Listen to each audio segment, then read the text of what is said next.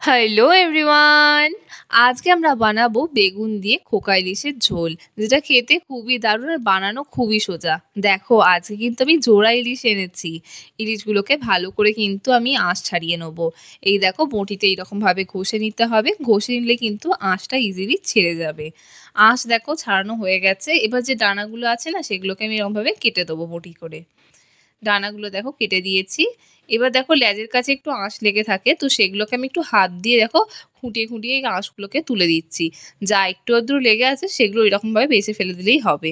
এবার মাথাটাকে দেখো আমি কেটে রেখে দিচ্ছি। মাথাটা আমি অন্য রান্নায় ইউজ করব। আর দেখো ইলিশের ভেতরে যে পেটের কাছে যে নাড়ি-ভুড়িগুলো থাকে ওগুলোকে কিন্তু ফেলে দিতে হবে। ওগুলোকে তো আর খাওয়া যায় না। তো ওগুলোকে দেখো এইরকমভাবে একটু বের করলে, এই যে এরকমভাবে একটু হাতে করে দেখো এরকম বার করলেই কিন্তু এগুলো ইজিলি বেরিয়ে যায়। বেরিয়ে গেলে কিন্তু ভালো করে দেখো মাছটাকে পরিষ্কার করে নেবে। পরিষ্কার করে নিয়ে তারপর মাছটাকে দেখো কেটে নেবে।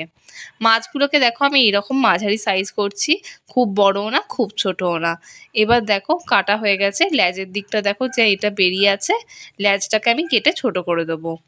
মাছগুলো সব কাটা হয়ে গেছে, একে একে কেটে আমি ওগুলোকে ভালো করে কিন্তু ধুয়ে নিয়েছি। একই বাঙালি মাছপ্রেমী, তার উপরে আবার ইলিশ, মানে সোনার উপর সোহাগা। দেখো সব ইলিশ মাছগুলো ধোয়া হয়ে গেছে, কি সুন্দর দেখতে লাগছে না? যারা ইলিশ মাছ কাটতে পারো না তারা কিন্তু একবারে বাজার থেকে কাটিয়ে নিয়ে চলে আসতে পারো। এবার এতে দিয়ে দিচ্ছি হলুদ, নুন। ভালো করে কিন্তু নুন হলুদ দিয়ে এরকমভাবে দেখো হাতে করে মাখিয়ে দেবো। এপিঠ ওপিঠ ভালোভাবে কিন্তু মাখিয়ে নিও। মাখিয়ে নেওয়ার পর দেখো নেক্সট কাজ, চলো সবজিগুলো কাটি। সবার প্রথম বেগুন। বেগুনটা দেখো নিয়ে নিয়েছি। বেগুনটাকে নিয়ে দেখো সামনে পিছন দুদিক থেকে কেটে নিচ্ছি। কেটে একটু বড় বড় করে আমরা ফালা করব বেগুনগুলোর। এই দেখো মাঝখান থেকে কাটা হয়ে গেছে। এবার আমি এটা 3 টুকরো মতন করে দেবো বেগুনটার। ভালো করে দেখে নেবে বেগুন যেন পরিষ্কার হয়, আর বেগুন দেখবে যত হালকা বেগুন নেবে না তত ভালো হয়। বেগুনগুলো দেখো পুরো একদম ভাসছে জলের উপর। বেগুনটা খুবই ভালো, পরিষ্কার একদম টাটকা। এই দেখো জলে ভালো করে ধুয়ে নিয়েছি। এবার আলুটাকেও কিন্তু ভালো করে আমি খোলা ছাড়িয়ে নেবো। আলুটার খোলা ছাড়িয়ে নিয়ে আলুটাকেও কিন্তু বড় বড় পিস করব। এই দেখো কীরকম বড় বড় পিস করেছি। আলুটাকেও জলে দিয়ে ভালো করে ধুয়ে নিয়েছি। বেগুনটাকেও জল থেকে তুলে নেওয়া হয়ে গেছে। এবার কড়াতে একটু তেল দিয়ে দেবো। তেল গরম হলে আমি আলুগুলোকে কিন্তু একে একে দিয়ে দেবো। দিয়ে আলুগুলোর গাগুলোকে ভালো করে কিন্তু ভেজে নেব। আলুগুলো সেদ্ধ হওয়ার দরকার নেই, গাগুলোকে জাস্ট ভেজে নিলেই হবে। দেখো আলুগুলোর গাগুলো ভালো করে ভাজা হয়ে গেছে। এবার আলুগুলোকে দেখো আমি তেল থেকে তুলে নিচ্ছি। তেলটা বাকি যা পড়ে আছে তার মধ্যে কিন্তু আমি বেগুনগুলোকে ভেজে নেবো। বেগুনগুলো দিয়ে দিয়েছি। এবার দিয়ে দিচ্ছি একটুখানি হলুদ গুঁড়ো আর দিয়ে দিচ্ছি স্বাদ মতো নুন। নুন দিয়ে কিন্তু ঢাকা বন্ধ করে আমি বেগুনগুলোকে ভাজবো। এক পিঠ হয়ে গেলে খুন্তি দিয়ে কিন্তু আরেক পিঠটা উল্টে দিতে হবে। দেখো কত চেষ্টা করছি, উল্টাচ্ছিই না। এবার ফাইনালি উল্টেও গেছে। এবার একে একে দেখো সব বেগুনগুলোকে ওইরকমভাবে একটু উল্টে দিতে হবে। বেগুনগুলো উল্টে দিয়ে আবার ঢাকা বন্ধ করে একটু ভেজে নেবে। ভালোভাবে বেগুন ভাজা হয়ে গেলে কিন্তু বেগুনগুলোকে তুলে নিতে হবে। এবার দেখো বেগুনগুলো তুলে নিয়েছি। আলু ভাজা কমপ্লিট, বেগুন ভাজাও কমপ্লিট। এবার একটু দিয়ে দিচ্ছি সর্ষের তেল। সর্ষের তেল দিয়ে কিন্তু আমি মাছগুলোকে ভেজে নেবো। একটু বেশি করে সর্ষের তেল দেবে, কারণ এই তেল দিয়েই কিন্তু সমস্ত রান্নাটা করব। এতে কি হবে, খুব সুন্দর টেস্ট হবে। আমরা তো অনেকেই ইলিশ মাছের তেল দিয়ে ভাত খেয়ে থাকি, তো এইটাও দেখো এই তেল দিয়ে কিন্তু রান্নাটা করব। এতে কি হবে, রান্নার টেস্ট কিন্তু একদম পুরো ডাবল হয়ে যাবে। ইলিশ মাছগুলো ভাজা হয়ে গেছে, তো আমি ইলিশ মাছগুলোকে দেখো একে একে কিন্তু তুলে নিচ্ছি। তোমরা চাইলে খোকা ইলিশের জায়গায় কিন্তু বড় ইলিশ দিয়েও এই রান্নাটা করতে পারো।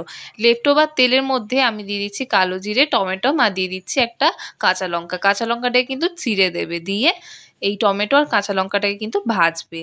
টমেটো আর কাঁচা লঙ্কা হাফ ভাজা হয়ে গেলে দিয়ে দেবো একটু হলুদ গুঁড়ো, লঙ্কার গুঁড়ো, আর দিয়ে দেবো অল্প একটুখানি চিনি। দিয়ে কিন্তু এগুলোকে ভালো করে কষিয়ে নিতে হবে। মশলা বলতে এইগুলোই, আর কিছু দিতে লাগবে না। ভালো করে দেখো কষিয়ে নিচ্ছি। এবার কিন্তু আমি আলুগুলোকে একটু নুন হলুদ দিয়ে ভাপিয়ে নিয়েছিলাম, তো সেগুলোকে আমি এর মধ্যে দিয়ে দিচ্ছি একে একে। আলুগুলোকে দিয়ে মশলাগুলোর সাথে দেখো মিক্স করে নেবো। আর আলুগুলো ভাপানোর জন্য যে জলটা ছিল না, সেই জলটা কিন্তু আমি এখানে একটু দিয়ে দিয়েছি। আর একটুখানি এমনি জলও দিচ্ছি। দিয়ে কিন্তু দেখো এটাকে একটু ফুটিয়ে নেব। মশলা কষানো হয়ে গেলে তবেই কিন্তু আলুটা দেবে, তার আগে কিন্তু দেবে না। এবার দেখো বেগুনগুলোকে আমি একে একে দিয়ে দিচ্ছি আর ইলিশ মাছগুলোকেও দিয়ে দেবো।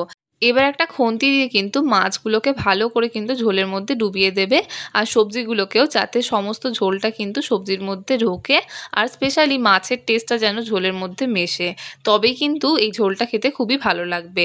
ভালোভাবে কিন্তু ফুটিয়ে নিতে হবে, ফুটিয়ে নিলে কিন্তু রান্না একেবারে রেডি।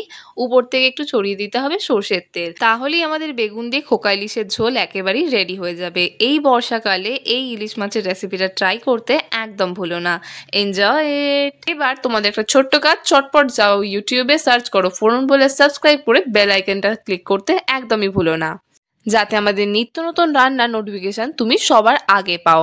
আর তুমি যদি আমাদের ভিডিও ফেসবুকে দেখে থাকো তাহলে আমাদেরকে ফলো করে দিও, and don't forget to like, comment and share. ইতি তোমার ফোরন। বাই।